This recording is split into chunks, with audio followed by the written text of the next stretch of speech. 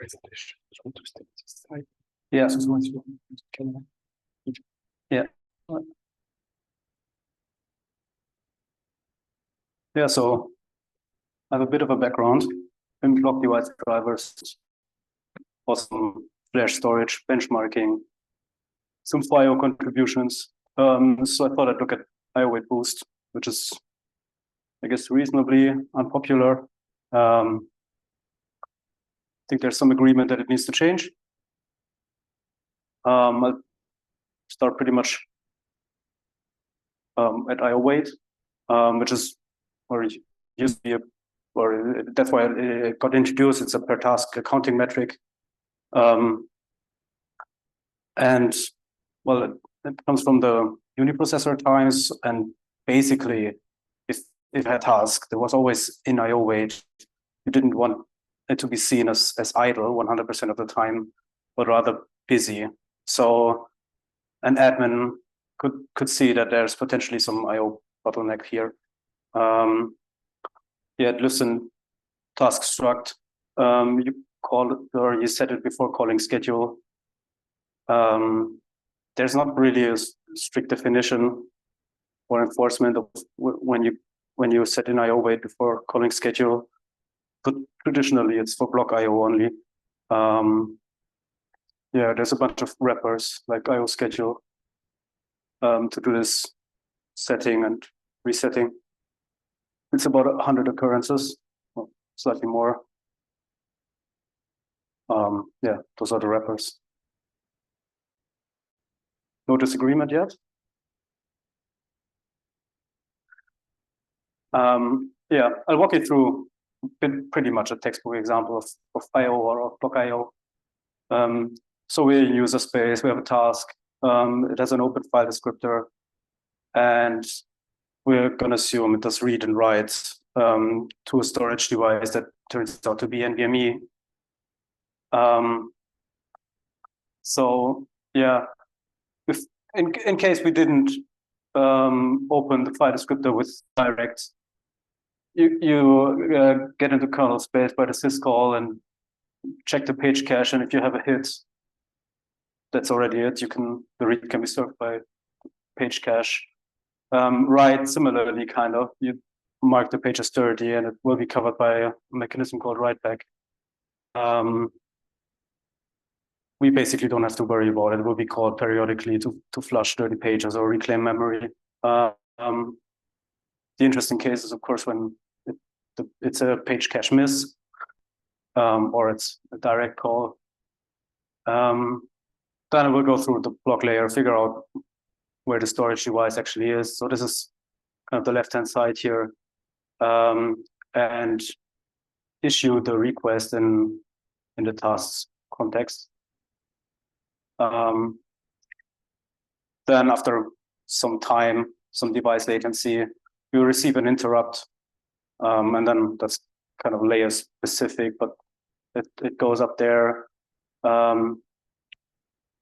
At least the block layer has a soft IRQ. The driver might have one as well. It all depends, even work queues or whatnot. And that will eventually wake up the task again. So enqueue it on the run queue, which will unsets in iowait. And well, the difference between those two is what we refer to as in iowait time. And notice it's basically device latency plus some. So plus, in that case, hard IRQ, soft IRQ.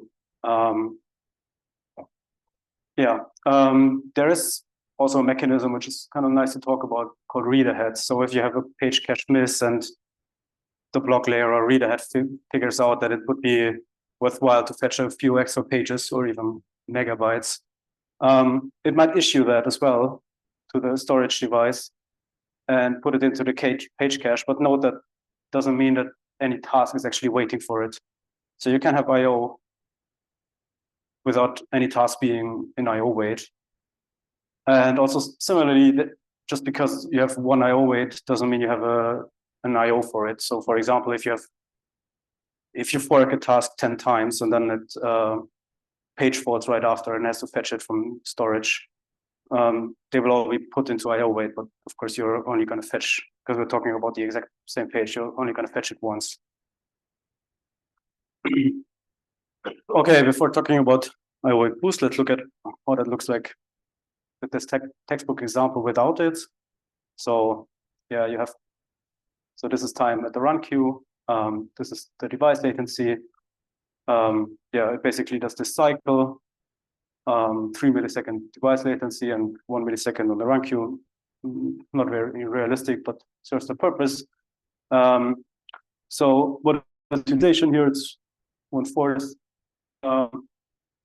So what does, for example, so iowait boost is a DVFS thing. I'm mostly going to talk about SUGOF, but it's in an inter-P state as well. So SUGOF might halve the frequency, which is still fine. We're now 2 milliseconds on the run queue. Device latency didn't change. There's no reason why it would decrease as well. If anything, it might increase because storage device is saturated or whatnot. Yeah, we're still at utilization of 2/5. So SUGOF could even, yeah.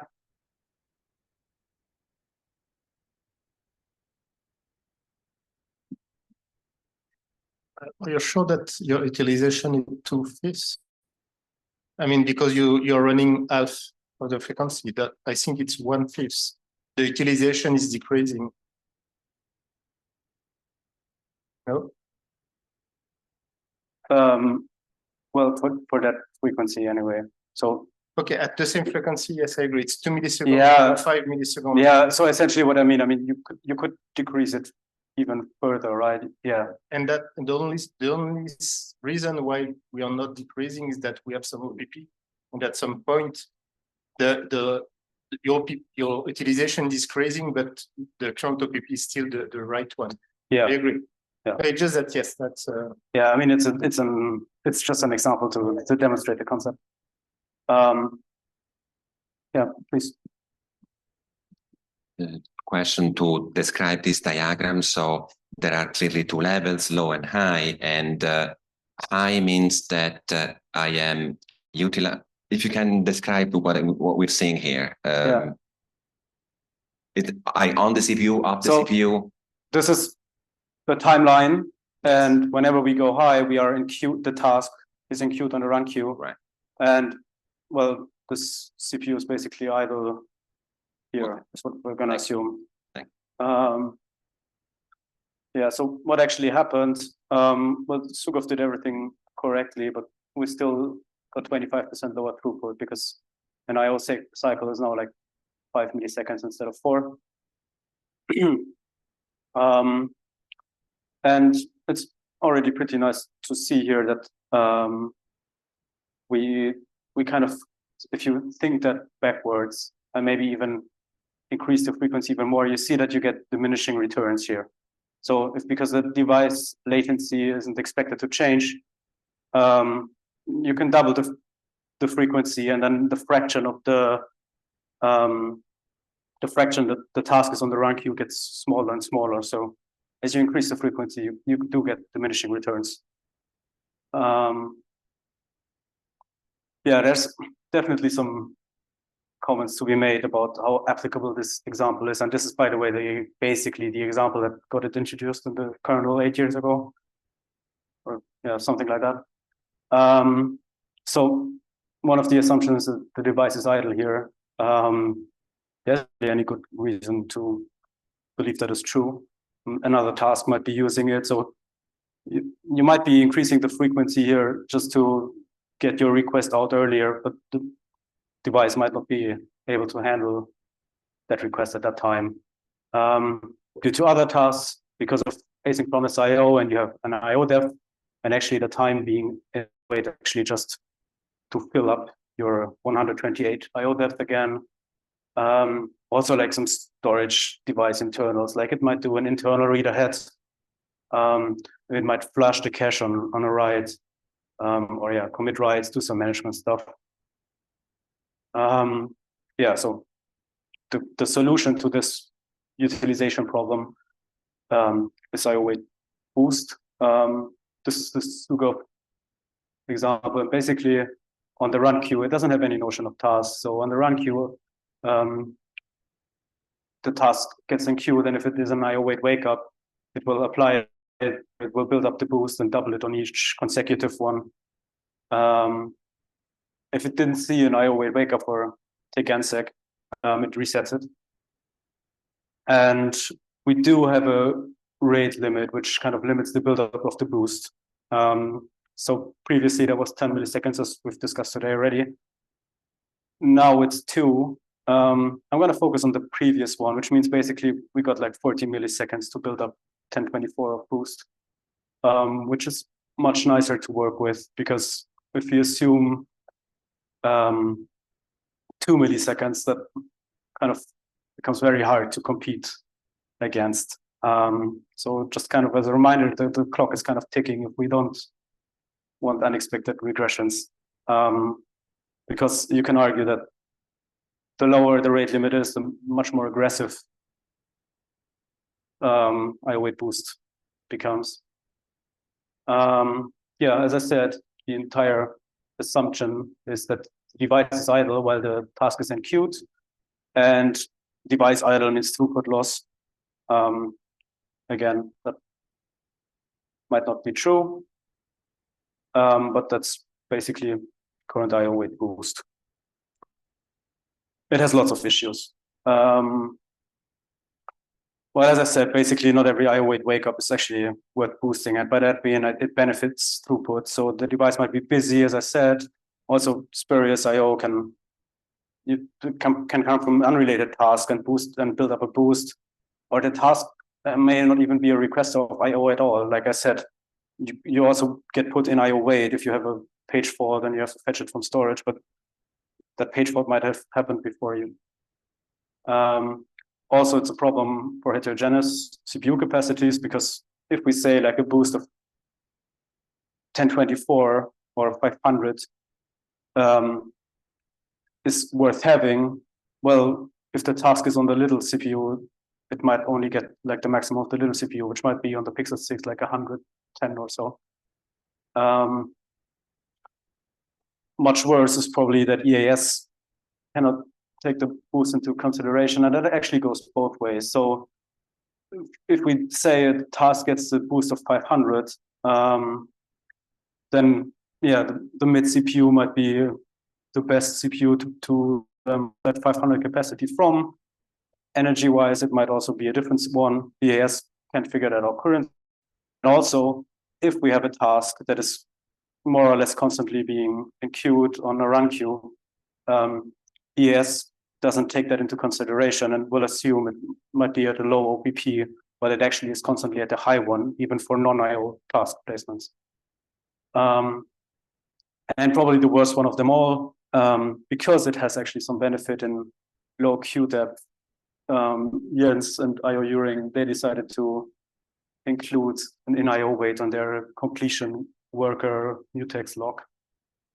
So they just said in iowait before the mutex log, which basically means if you're running IO Uring, you're pretty much running always on the highest OPP, which is pretty terrible, because IO Uring actually uses very few CPU cycles overall, and it's typically used within high IO depth.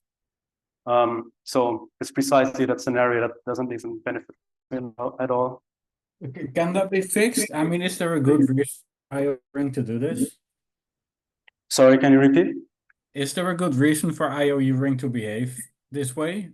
Well, yeah, good reason. Then you can argue about that, but they noticed that, for example, if they have IO depth of 1, which is kind of a moot point, I guess, but they have a regression against synchronous IO, and they wanted to fix that. So that's why they put the workaround there. So yeah, they benefit from the CPU idle thing and from the CPU freak thing. Yeah, but it's pretty hard to argue against it. It's just an example of why relying on that iowait is kind of terrible. But I'm sure with a lot of convincing, they might be able to remove that workaround. But essentially, it kind of emphasizes the point here. If that makes sense.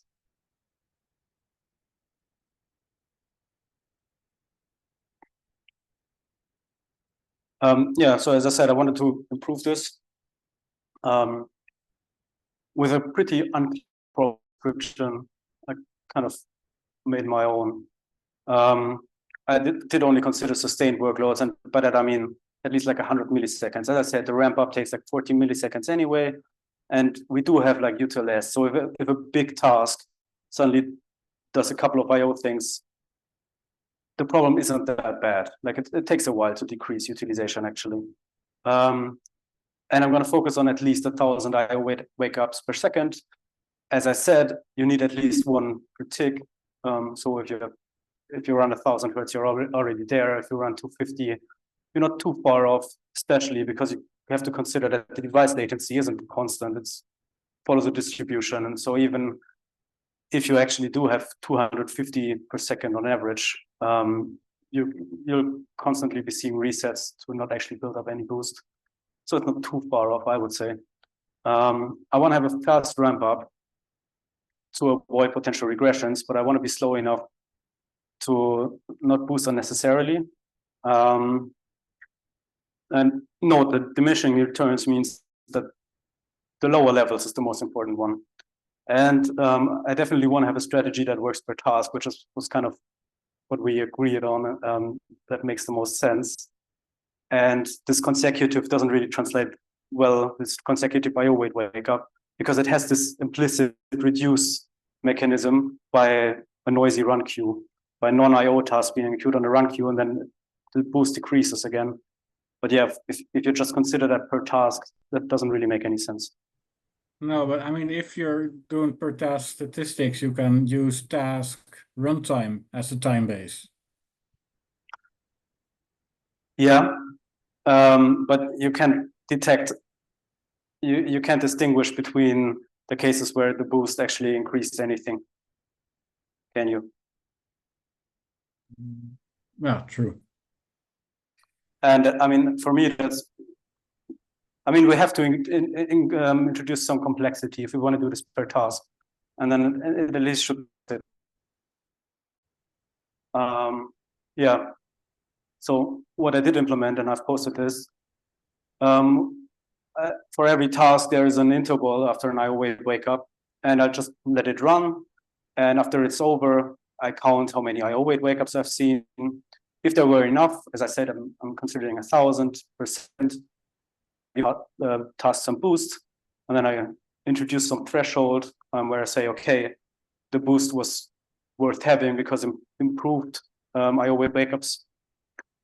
And yeah, if it keeps increasing, I'll basically keep applying more boost. And actually, I scale the interval length, which means I have a pretty short interval at the beginning and a really large interval at the end. And note that, again, the first 2 or 3 intervals are the most important. And I'd rather have a fast ramp up then and go for accuracy at the end. So I'll just quickly walk you through that. As I said here, 25 milliseconds is like the starting interval. That's the amount of time I wait for. We have a couple of I/O wake ups. They're pretty random. It's actually more than that, but I didn't want to draw 25 arrows. So let's say it's enough. This is then my new threshold. I apply some boost. I go to level 1 in that case. Then the new interval will be 50 milliseconds. I scale what I've seen here up to 50 milliseconds and then apply a constant. I note that because I keep scaling the intervals, that 5 will be scaled more and more. And that means if I want 5 here, it's going to be way more than 5 at the 50 and so on. So I do kind of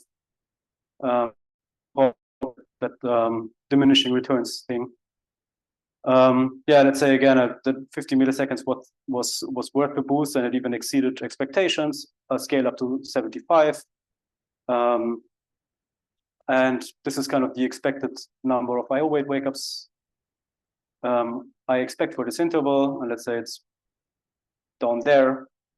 Then I basically revert to boost and go down 1 level, 50 milliseconds. Of course, if I see like significantly, like for 75, I see less than 1,000, I can just revert the boost altogether. Yeah, that's the parameters of the thing. So I have 8 levels.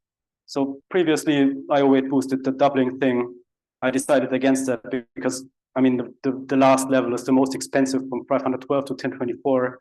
And it's also the one that gives us the least benefit. So I'd rather be more accurate on the higher levels. As I said, I have a constant step of 5. Yeah, and the interval length is 25. So it's the iowait because we have 1,000 here. Yeah, any questions on that?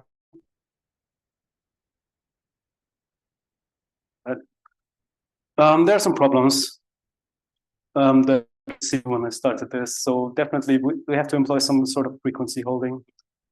What does that mean? Well, the task is active here, and let's say it has this huge boost. Well, as soon as it's here and sleeping, then it's not active on the run queue, and whatever CPU freak update will come here will revert the boost. And currently, this is kind of protected by the rate limit, but we expect the rate limit to decrease, and it's 2 milliseconds. So that's probably still fine, but it can go as low as 100 microseconds probably with current hardware. So then we definitely have lots of potential to have updates here, which is problematic for 2 reasons, actually. One I haven't touched is that the interrupt is not guaranteed to be boosted. So for an M1 on the highest OPP and just doing a simple FIO benchmark, basically this part took 5 microseconds, and so did the entire user space and issuing a new IO, which means we have to ensure that the interrupt is boosted as well. Otherwise, there's no point in this strategy. That is problematic, first of all, because the boost might be removed here. And also, I just mentioned like 5 microseconds and 5 microseconds here. Basically, any boost we apply will only benefit at the next cycle, not at this one, because, well, hardware isn't that fast yet anyway. Furthermore, there's an even worse problem, and I choose NVMe here because it's nice, because they have queue for every CPU, and 1 queue means 1 completion interrupt. And basically, if you issue from CPU 7, you more or less expected to get the at CPU 7, which is nice, but not always the case. For example, MMC or UFS3, we have the problem that they only have 1 interrupt. It's usually at CPU 0. So if we decide to put the task somewhere else for potentially a higher boost, we actually have a regression, because now the interrupt and the harder, maybe the soft IRQ will run at the lowest OPP probably, while previously it ran at least at like 100 or so. And well, the task might be running at even 1,000, but that doesn't the trade-off here. And actually we spent a lot of energy just to produce a regression. And that's why it is, and note that the design is kind of protecting against that, because it will realize, okay, I put that much boost. Now if I want to keep it, it has to produce more iowaits. That won't happen. So it will revert to boost. But we will have a regression if we just do a pretty simple task placement that doesn't account for this case if the boost actually helped. Definitely a challenge for fixed interval is super noisy. If you have an average of 1,000 per second, then it's still pretty normal to wait milliseconds for one. And that's basically why all of the approaches that are based on pulse signals didn't really work, in my opinion. Yeah, Peter already criticized that the implementation is super complex, and I definitely agree there.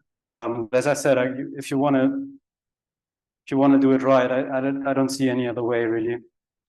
But that kind of begs the question: do we even need it? Introduced like 8 years ago, all complaints were about it's way too energy inefficient. The boost is too much, too aggressive, and that led to some friction in the boost, and well, complaint about performance, which is at least a hint that no one is complaining. Is anyone actually benefiting? Yeah.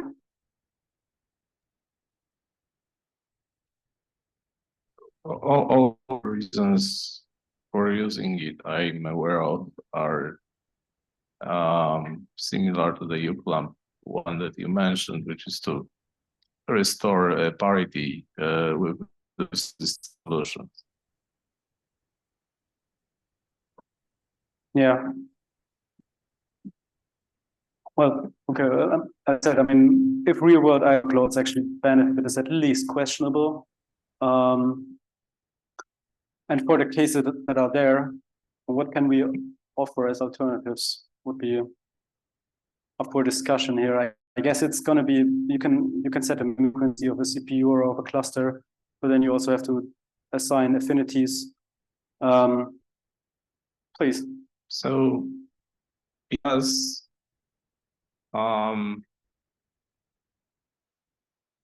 represent useful information to some extent, that this is not a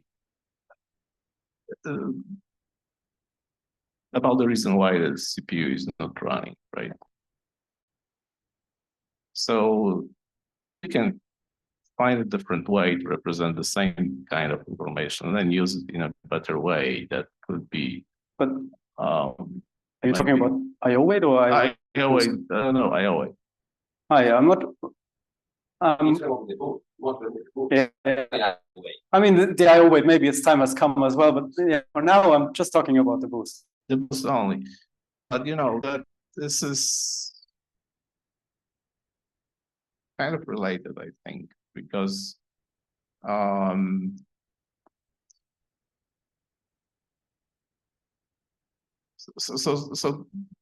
that's what is, and that's the way that the information about like being waiting on IO is represented, but it is kind of arbitrary in terms of how it is used, right? Because the paths that use it make decisions on their own. There's no rule, like you said, yeah, on it. Yes, it is useful, but it's inconsistent at best, yeah. right? At this point. So maybe the way to get to it is to just rework the thing entirely. Like instead of iowait, do something else that could be more consistent, and then use it. Or yeah, let me just finish one thing. So we do have one uclamp min as an alternative as well, but that also suffers from the frequency holding I described, and also doesn't really work for these super short tasks, because you might assume it's like the perfect candidate, but it's actually not. And these workloads that got it introduced, I think they suffer just as much from CPU creep as from CPU idle, and we kind of don't expect CPU idle to be working perfectly there either, and kind of expect the user or whoever to configure the system accordingly. So yeah, please.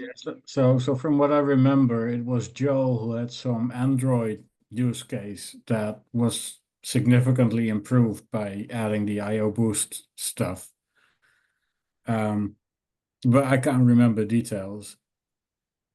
On the other hand, I know some of the GPU folks are also doing interesting things to balance power use between the GPU doing command process and the CPU doing command submission.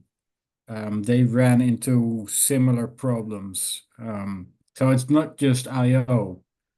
It's any external device where we have no real visibility in that suffers the same control issue. Yeah, absolutely. But basically, we have to see in the scheduler if our strategy works, and that's just nuts because the GPU folks know much probably know much better like how to quantify throughput and whatnot, and don't have to rely on this pretty naive way of counting IO weights. This is true, but could NVMe not also do that? Yeah, that was my point. I mean, can't rely on the driver to say for, I mean, the driver know how many interrupts he has. If it has per CPU interrupt, the number of queue, can't we expect this NMV driver to say, okay, the minimum OPP or utilization, something like you can't mean, the driver said that the minimum to be efficient. And it can even set the CPU idle wake-up latency. So it can say for this CPU, that PPX, when I have some IO pending, and just use a pooling or WFI. The driver also knows how many interrupts it has and where the interrupts go. Yeah. Yeah, but the driver, on the other hand, doesn't really have a good notion of throughput either, or if that boost helps throughput. That Right. So on the application. It needs to be a cooperation between the parts that know and the parts that know the other thing. But yeah.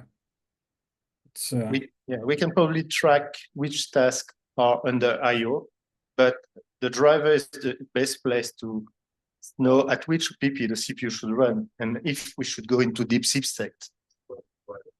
Oh. Don't do it at the driver level. That's stupid. Because driver writers will just screw you up. Do it at the block level. Because block knows everything about it. Do it there.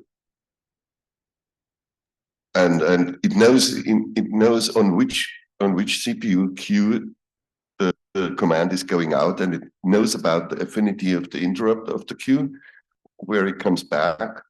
So it has all the information, and it can do statistics in order to see how many task-related IOs are outstanding versus internal management stuff, which is block layer again, and not driver level. Yeah. Well, yeah, then block and DRM possibly. I mean, yeah, the point is that it's not only the block. That's why I was saying driver. Typically, that can be. I think that GPU are doing something similar. So we should provide an interface to block layer for block IO, GPU or DRM for other things. So we can interact. Okay. I agree. I mean, I was saying driver because at the end, for some case, it's the driver, but I'm fine with the using the block. The major problem with the current way in iowait is used is that every path that uses schedule can actually set it on the current task. That's a bad thing because it may not even be doing any IO. It just sets, in iowait, and then it influences a couple of things in random ways, basically.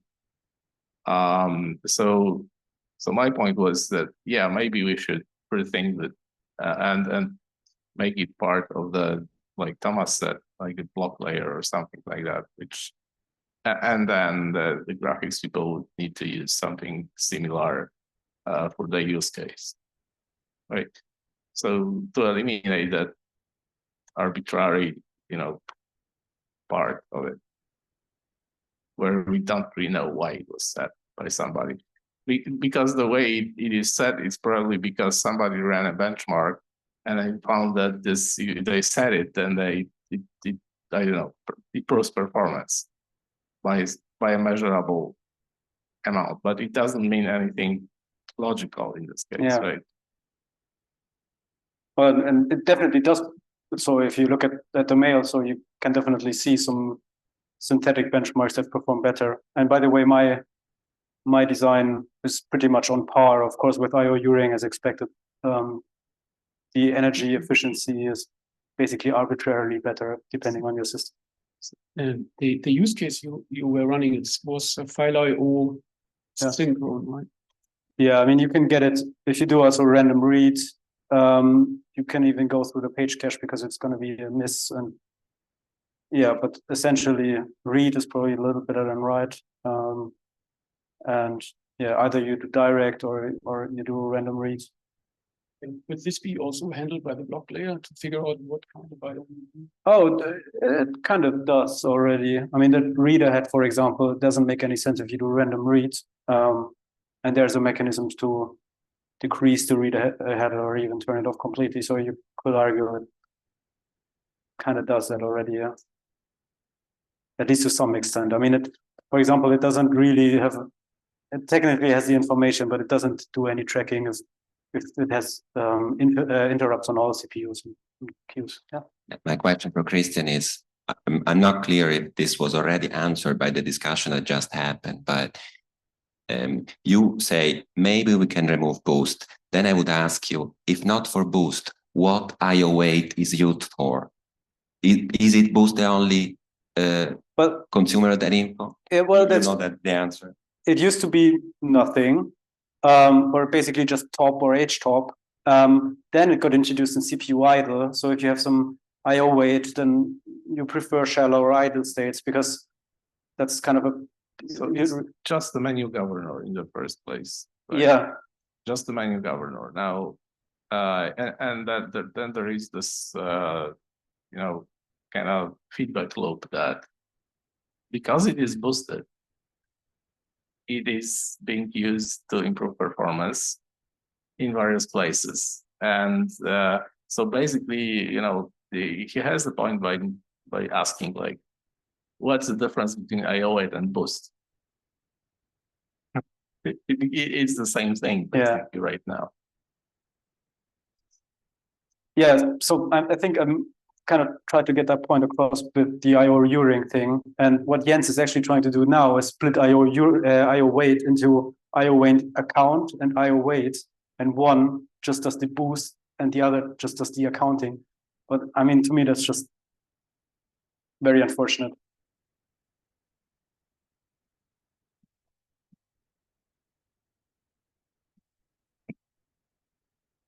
I mean, feel free to also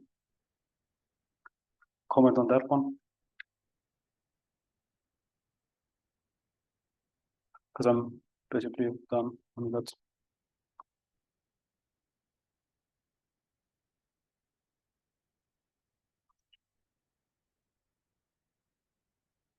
If you can repeat what you said when you explained IO ring is setting iowait in a certain synchronization that they use, because in this way they compare favorably to synchronous IO. Yeah, if you can repeat that part, because I'm not sure I got all that. Yeah.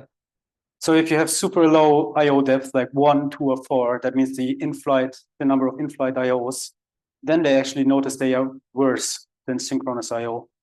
And they figured it out because they were hitting deeper CPU idle states on menu and because of the frequency.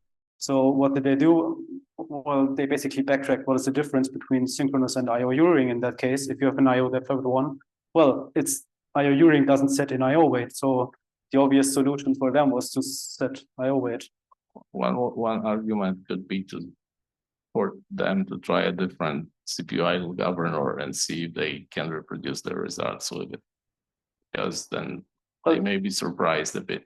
You know, for example. Yeah, I think we know the answer to that one, but they don't care. I think it's not really their point to care. If anything, we should be handling menu differently than if they don't want to mess around, because that's just a synthetic benchmark for them and they see that they're performing worse. Yeah, I agree to some extent. But what if we switched over from menu like everywhere at one point? Then the benefit goes away. Yeah. But that would be nice.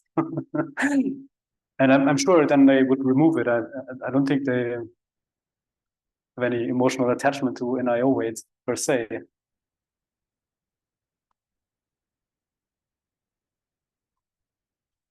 But yeah, the CPU the DVFS part is definitely measurable. If you have an IO depth of 1, then yeah, you basically can't deny that. You can question if it's a plausible IO workload, and I would question that. Yeah, you can't deny that in synthetic benchmarks it performs worse.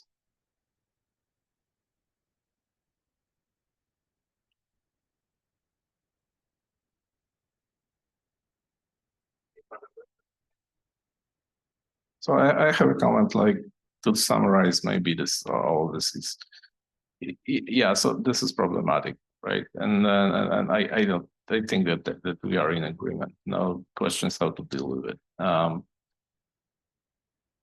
And I don't think we have a good,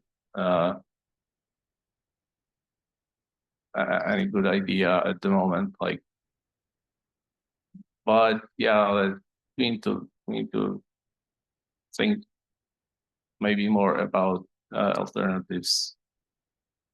Because I don't think so. If you try to remove it from anywhere, in any way, you will get a regression. Yeah. In this benchmark or another, right? So that's a problem.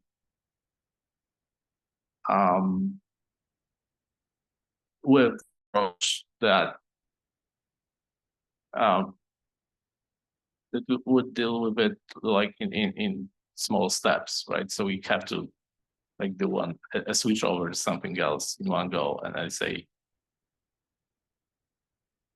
that's how it's going to be going forward. Yeah, I mean, whatever works for you, kind of. We can also limit can stick with the current design, limit it more and more, and essentially phase it out. Because I think, I mean, it's time, but it needs to evolve more or less now to even make sense still, because just because of the rate limit. And